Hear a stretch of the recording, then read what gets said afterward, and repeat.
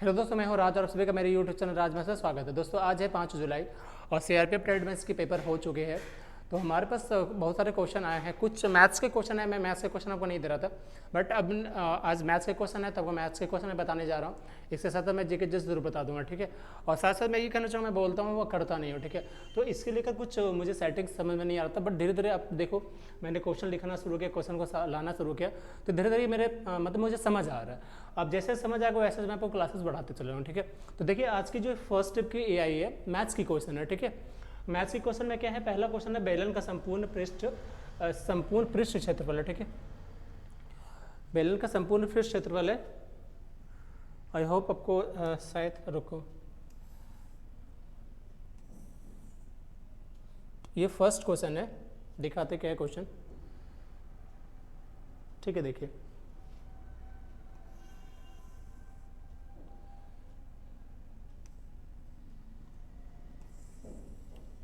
First question है कि बेलन का संपूर्ण पृष्ठ क्षेत्रफल 380 है ना। ये संपूर्ण पृष्ठ क्षेत्रफल 380 है, तो आपसे बोल रहा है कि उसकी त्रिज्या 14 सेंटीमीटर है, तो बताना है हमको, ठीक है। उसका बेलन की ऊंचाई क्या होगी, तो चलो देखते हैं। बेलन का संपूर्ण पृष्ठ क्षेत्रफल क्या है, 380 सेंटीमीटर है, स्क्वायर है ना, और उसकी त्रिज्या कितनी है, 14 सेंटीमीटर है। तो आपसे बोला कि बेलन का ऊंचाई, ठीक है। तो चलिए देखिए बेलन होता है कि मैं इसे समझता हूँ थोड़ा सा।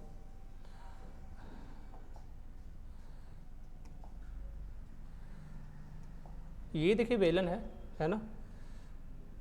देखिए ये बेलन हो गया, ठीक है। अब यहाँ पे क्या होता है, देखो ये पूछ रहा है कि आप बेलन का संपूर्ण पृष्ठ क्षेत्रफल, संपूर्ण पृष्ठ क्या होता है, यानी ये वाला हिस्सा, ठीक है, और फिर ये वाला हिस्सा, ये पूरा हिस्सा का बोला संपूर्ण पृष्ठ क्षेत्रफल कितना है, तो आपका 380। संपूर्ण पृष्ठ क्षेत्रफल होता है क्या, बताते हैं। देखिए ये और ये 2 पाई होता है ना, मतलब 2 आपका वृत्त हो गया, तो इसका हम कह सकते हैं 2 पाई आर स्क्वायर हो गया, प्लस ये अंदर का जो हिस्सा होता है उसका क्षेत्रफल होता है 2 पाई आर एच, ठीक है। ये हो गया। इसकी वैल्यू कितना देकर रखा है, इसकी वैल्यू है 380 देकर रखा हुआ, ठीक है।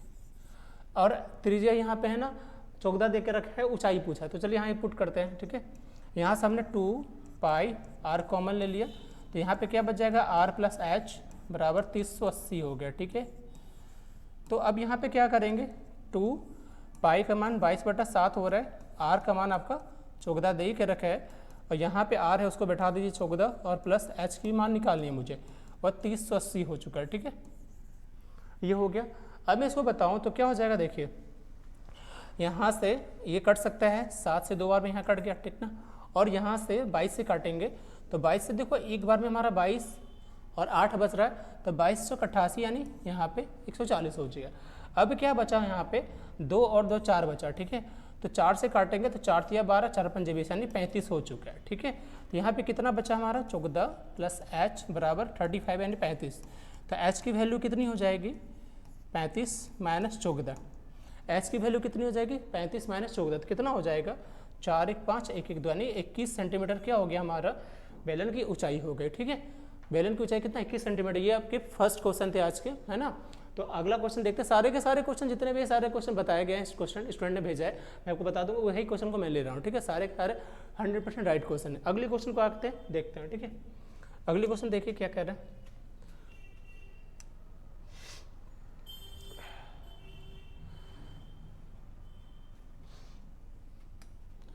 मुझे थोड़े से दिक्कत हो रही है। दिक्कत क्या हो रही है, मतलब थोड़ा सा सेटिंग्स में हो रहा है, वो धीरे धीरे वो भी कंप्लीट हो जाएगा। देखो ये नेक्स्ट क्वेश्चन क्या कह रहा है हमारा, देखो अगला क्वेश्चन ये हमारा कह रहा है किसी वस्तु का अंकित मूल्य 250 है, ठीक है।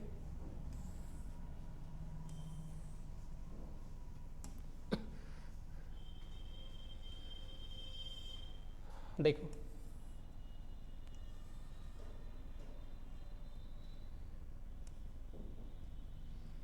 ये क्या कह रहा है, किसी वस्तु का जो अंकित मूल्य है वो 250 रुपये है, उस पर 2 छूट दिए गए, ठीक है। उस पर 2 छूट दिए गए हैं। यदि दूसरा छूट 10% है, दूसरा छूट 10% है, तो छूट देने के बाद उसे 125 में बेचा गया, तो पहला छूट पूछा है क्या है, ठीक है। आइए देखते हैं, ठीक है। चलिए एक वस्तु का अंकित मूल्य कितना है, 250, नहीं एमआरपी कितनी होगी इसके, 250, बेचा कितना गया है, तो सेलिंग प्राइस कितना है 125 है, ठीक है।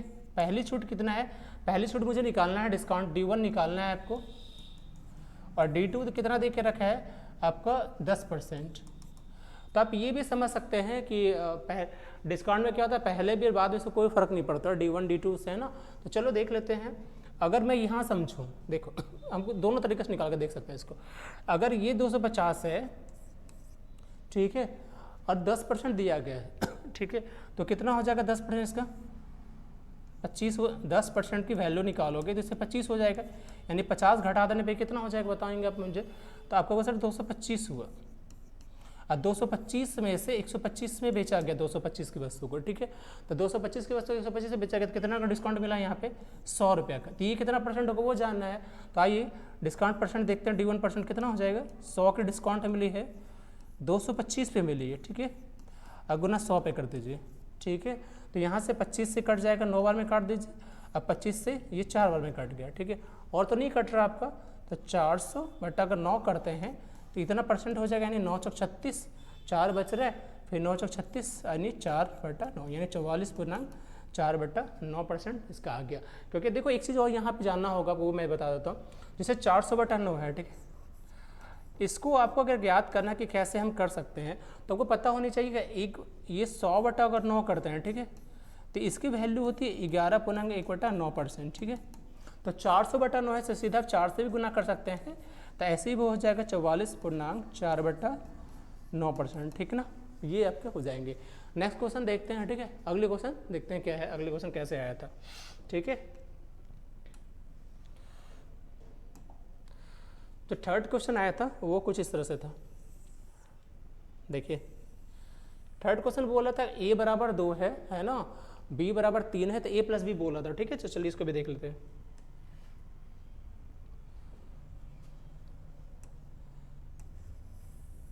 देखिए A बराबर 2 B बराबर 3, तो A + B पूछ रहा है, ठीक ना। तो A + B कितना हो जाएगा, सीधा है A + B अगर निकालते हैं तो 2 + 3 यानी 5 हो जाएगा आंसर, ठीक है। इसका आंसर कितने 5 हो गए। अगली क्वेश्चन देखिए, अगले क्वेश्चन को देखते हैं। देखिए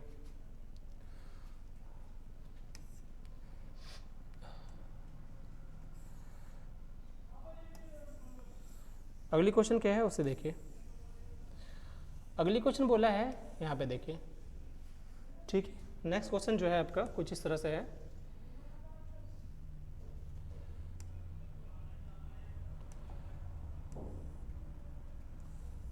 देखिए अगली क्वेश्चन बोला कि 20,000 की राशि को 2 वर्ष के लिए साधारण ब्याज पर दिया जाता है। 20,000 की राशि को 2 वर्ष के लिए साधारण ब्याज पर दिया गया है। यदि पहले वर्ष और दूसरे वर्ष की ब्याज दर 10% और 8%, यानी पहला वर्ष 10%, दूसरे वर्ष 8% है, तो मिश्र धन ज्ञात करें। मिश्र धन या ब्याज समझ लीजिए। तो अगर यहाँ पे आपका 20,000 रुपया क्या है आपका, ठीक है, 20,000 में मूलधन है। पहला वर्ष जो है आपका, पहला वर्ष कितना है रेट 10%, दूसरा वर्ष कितना है रेट 8% है। तो आपका पता है जब हम SI निकालते हैं तो उससे कोई फर्क नहीं पड़ता। क्यों नहीं फर्क पड़ता, ठीक है, SI पे कोई फर्क नहीं पड़ता, साथ साथ अब कर सकते दोनों का। मतलब क्या होता है ना, हम 18% में डायरेक्ट कर सकते हैं, यानी हम कर सकते सीधा 10 8 18%। तो टोटल ब्याज हमारा कितना हो गया, ब्याज की राशि 18%, और इसका 18% करेंगे 18, तो कितना हो जाएगा 20,000 का 18% करोगे तो 18 दूनी, यानी SI निकाल दो तो कितना हो जाएगा 20,000 हो गया यहाँ पे, गुना 18%, 18/100 हो गया, ठीक है। तो यहाँ से आप कट कर सकते हैं, यहाँ से 18 दूनी 36 और 2 जो रहे हैं 36, तो इसका ब्याज हो गया, ठीक है। तो अब यहाँ पे अगर ये मिश्रधन पूछता है तो मिश्रधन कितना हो जाएगा, यानी अमाउंट हो जाएगा आपका 20, मूलधन प्लस ये जोड़ देंगे तो कितना हो जाएगा, ठीक है, 23,600 हो जाएगा। और अगर सिर्फ ब्याज पूछता है तो 3600 हो जाएगा, ठीक है। ये क्वेश्चन है। अगले और चलते हैं नेक्स्ट क्वेश्चन की ओर, ठीक है।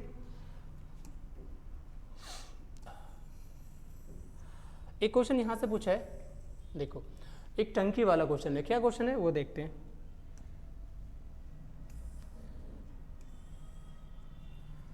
ठीक है, ये क्वेश्चन है अपने पास। क्या क्वेश्चन है,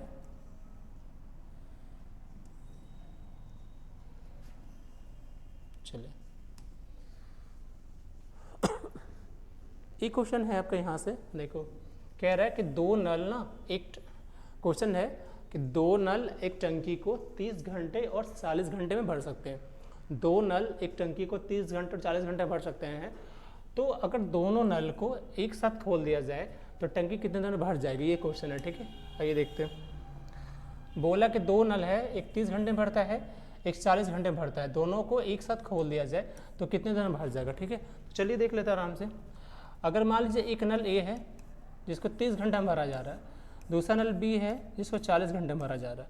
ठीक है, दोनों को अगर एक साथ भरते हो तो दोनों का एलसीएम कितना हो जाएगा, 4 तिया 12 नहीं 120 हो चुका है। इसकी क्षमता 3 चौके 12, इसकी क्षमता 4 तिया 12। ठीक है, तो दोनों मिलकर जो भरेगा किसका हो जाएगा भाई, तो दोनों की क्षमता हो जाएगी कितना, 4 3 7 है ना, दोनों की क्षमता होगी 4 3 7। तो टाइम कितना लगेगा आपको पता है, टाइम हम निकालने के लिए क्या करते हैं, तो टाइम बराबर हो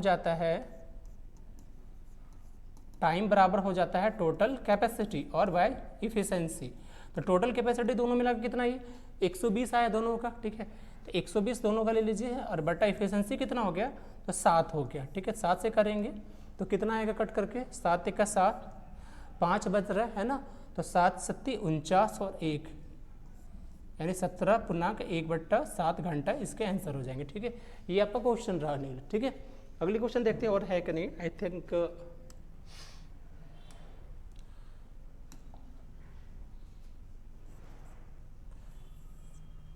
एक और क्वेश्चन है। ठीक है, इस क्वेश्चन पे देख लेते हैं।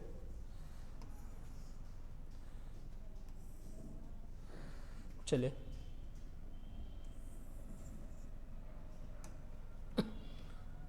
दोस्तों एक चीज़ मैं कहना चाहूँगा कि जैसे भी होता है ना कोई चीज़ के लेकर नया, तो उसी तरह से ये मेरे लिए न्यू है। ठीक है, तो न्यू में क्या होता है, कभी पीडीएफ को लेकर, कभी वर्ड को लेकर सेटिंग से थोड़ी से अभी हो रही है कि इधर करते तो उधर फिसल जाता है, उधर करते इधर फिसल जाता है। ठीक है, तो इसको लेकर के हो रहा है, तो बस थोड़ी से मैनेज कीजिए, फिर धीरे धीरे वो भी क्लियर हो जाएगा। आपको भी पता चलता होगा नया में कैसा लगता है। ठीक है, चलो कह रहा है क्वेश्चन है, यदि 4 लगातार प्राकृतिक संख्या का औसत 9.5 है यानी 9.5 है तो छोटी संख्या बतानी है। ठीक है, तो आप ऐसे मान लो कि देखो अपना फर्स्ट संख्या ये मान लेते हैं, सेकंड ये हो गया, थर्ड ये हो गया और फोर्थ ये हो चुका है। ठीक है, आपको पता है कि जो एवरेज होता है लगातार 4 संख्या होगी तो उसके बीच का एवरेज होगा, यानी यहाँ पे एवरेज टिक जाएगा, यहाँ पे हो जाएगा 9.5 इसकी संख्या औसत हो गया। जैसे हो जाएगा तो आपको पता है ये संख्या 9 हो जाएगी, ये संख्या 10 हो जाएगी, ये 11 और ये 8 हो जाएगा। ठीक है, तो छोटी संख्या कितनी होगी, 8 हो गई आंसर।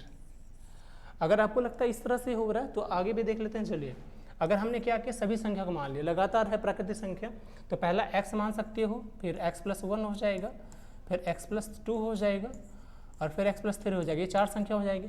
ऐसे ही हो जाएगा भाई।